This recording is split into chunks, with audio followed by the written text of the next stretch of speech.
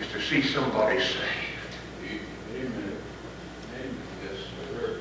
Amen. If that's not yours this morning, I don't have to ask you what do you think about coming to the altar. If you don't have a vision for souls, you need to roll this altar like a madman or woman until God gives you a vision. Without a vision, people perish. It's not that we can't get folks to come to church, but my soul, there's no need to come to church, folks, unless we got a vision for souls. Not only can we lose our testimony and our vision, I look at Samson. I told you, maybe you've heard me say, as a little boy, I had a mental picture of Samson. I love Samson. I had me a picture of Samson having great big muscles. Woo! I mean, great big old muscles. Shoulders, just muscles crawling around all over him. That's why I saw Samson in a little boy's mind. You remember when they used to pass out these little cards, they called a Sunday school card class? And they had a picture of somebody out of the Bible on that card? Our Sunday school teacher passed out, Aunt Maggie passed out our cards one morning, and I looked at that, and on that picture, I almost fainted. It had a picture of Samson. That was the most anemic, puny-looking little fella I ever saw in my life. I said, Aunt Maggie, there's something bad wrong. I can do that. I mean, that in the run if I ever saw it. And she said, oh, no way. It said, let me show you something here in the scripture. And it said, and the power of the Lord came upon him. Yes. Amen. And the power of the Lord came upon him. Say that with me. And the power of the Lord came upon him. That teacher took time. And I read the story of Samson. Samson going down and down and down. And here he is with his head in this woman's lap, and cutting the locks off of him. And when the locks, that his power was there, that Nazarite vow was gone. She said, Samson, the Philistines be upon you. And watch what he does. And he went out as before and shook himself. Listen to the saddest words in the Bible. And he wist not that the power of the Lord had departed. God. Did you know there's preachers in the pulpit? You remember that man in the Bible that had an axe and the head came off of it and went in the water? And there he only had his hand with a handle. There's a lot of preachers in the pulpit today. Still, no cutting edge on it, just beating with a handle. They're not doing any good. There's teachers in front of a class just beating with a handle. There's choirs up there. They're singing and the words are coming out, but no power.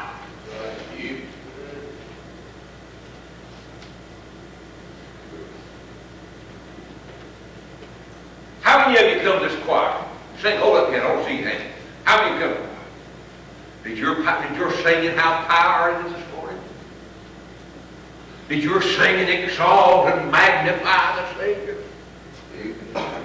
Did your singing lift up? Or have you been in such a habit just doing your thing? You know, how firm I found it. Just singing with words. No power. Whatsoever you do, the Bible said in 1 Corinthians 10:31, whatsoever you do all for the glory of God.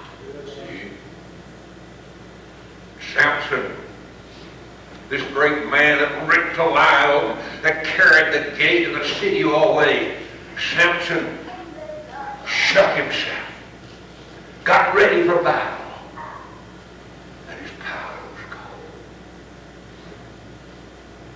They took him and gouged out his eyes.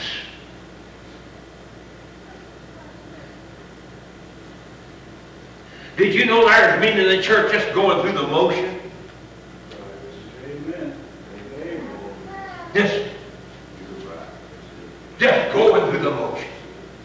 We come into church, that's the thing we ought to do on Sunday. You don't want to come to church. But they come to church with no hunger, no desire, no, oh God, draw me closer.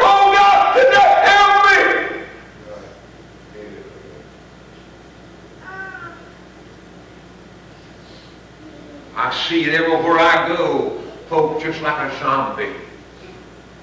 Come in that way and go that way.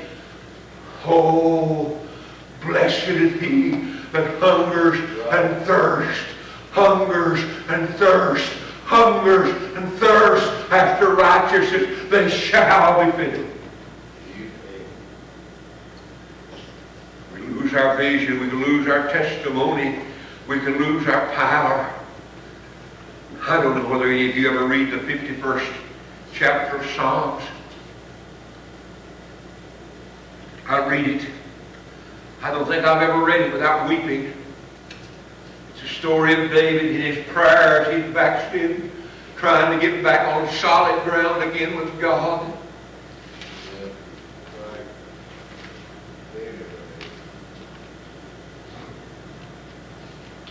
Trying to find that relationship.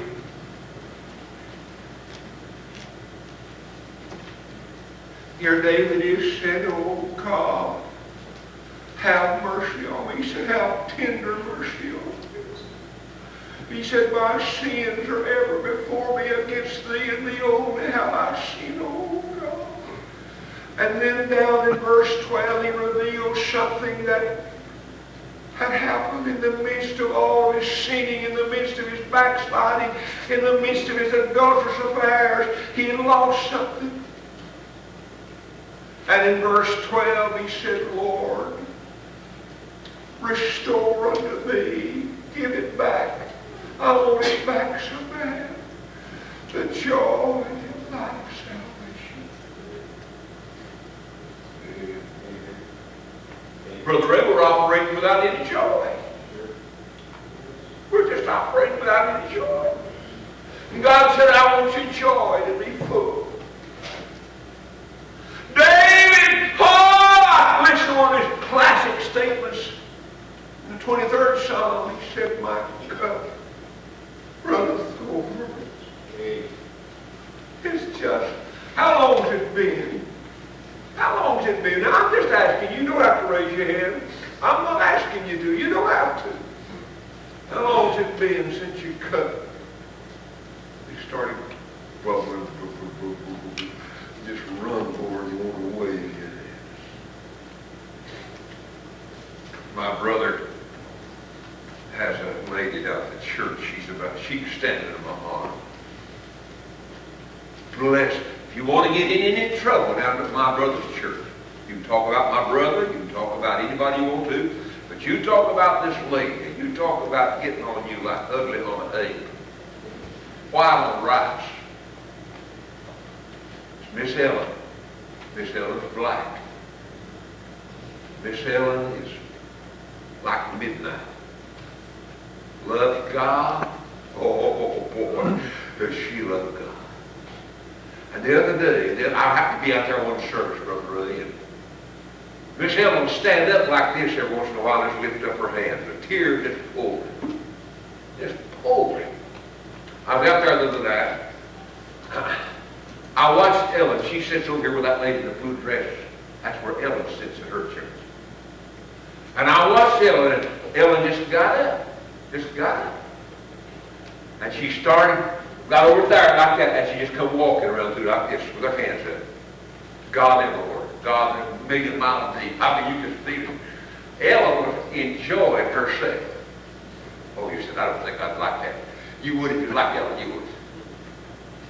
And Ellen come here like this, and she come around, and I watched somebody get up and follow her. And then they come around, and people was following. And before the whole thing was through, there wasn't a soul in the pew. It all followed that little black girl. And their hands was in the air. And God, you could feel goosebumps all over you.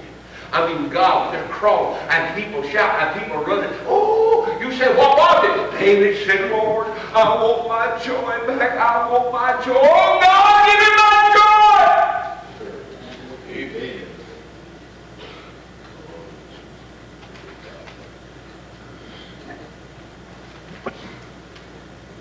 Then there's another thing you lose, your appetite. Now, I'm not supposed to do this. I know I'm not. I've got to watch sodium like you wouldn't believe. Boy, I cannot supposed to have sodium. Woo! I mean, I'm just not supposed to have it. But yesterday, me being a country boy, I got up here, I came up that late yesterday afternoon, so when I drive this morning, I was dying for some cornbread and pinto beans. Well, that's what I was. Cornbread is loaded with sodium.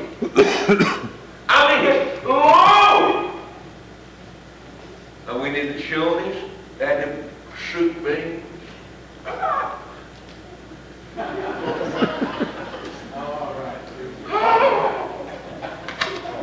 I said, well, one time ain't gonna hurt nothing.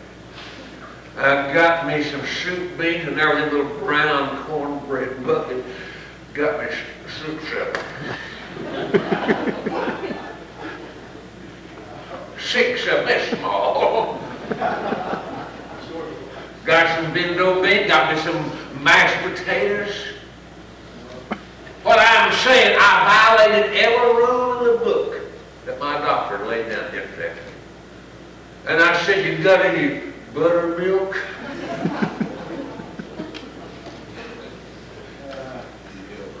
My appetite was calling out. But I have another appetite that's daily. Here it is. Remember when you got saved, you couldn't wait to get you a new Bible. I got saved and you just wanted to carry it to church. But now then it lays unread. Your appetite will scream out.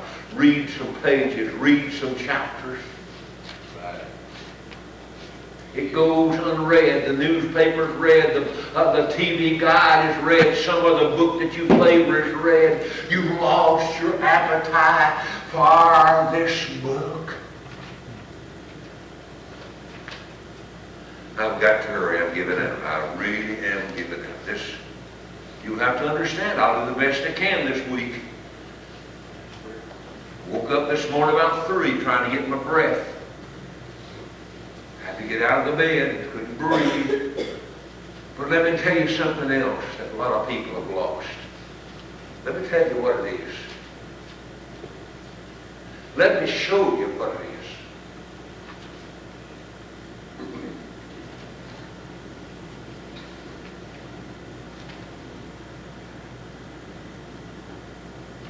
How long has it been since you just said, I can't wait no longer? I've got to talk to the Lord. Oh, I want to talk to Him so bad. Just tell Him I love Him. Some of you have to even make yourself pray, don't you? And then when you do it, it's just a habit. You don't really have an appetite for communication. There's a song I love. Sweet hour of prayer. Oh, sweet hour of prayer that calls me from the world's care and bids me at, oh, my Father's throne. Make all my wants and my wishes in seasons of distress and grief. Oh, my old soul has oft found me. There's a lady in Knox, when you knock on her door or go up to the door at 9:30, and there'll be a sign that says, do not disturb. I'm talking to the King of Kings. Amen. Amen. Then lastly, lost person, did you know you can lose something? You can lose that last opportunity. He said today is the day of salvation. If you hear my voice, don't harden your heart. God's given some lost person an opportunity to be saved today, and you can pass it by. God's not going to make you get saved. He's not going to do it. I said He's not going to do it.